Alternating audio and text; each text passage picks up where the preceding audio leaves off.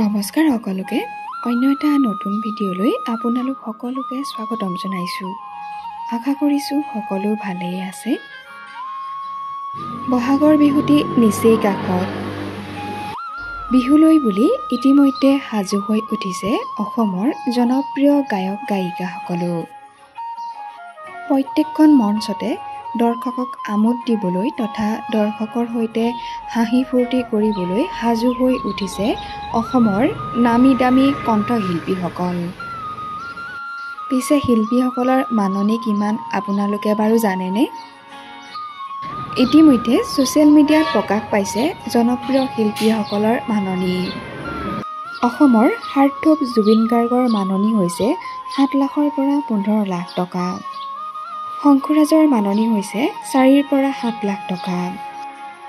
আচুৰ্য বৰপাত্ৰ আৰু নীল আকাশৰ মাননি হৈছে 3ৰ পৰা 5 লাখ টকা। পদ্মনাভ বৰদলৈ, ভিঘু কাশ্যপ আৰু কুসুম কৈলাশৰ মাননি হৈছে 2ৰ পৰা 4 লাখ টকা। প্ৰবীণ বৰা, দীপলিনা ডেকা আৰু মণ্টুমণি শইকীয়াৰ মাননি হৈছে 3ৰ পৰা 4 লাখ টকা।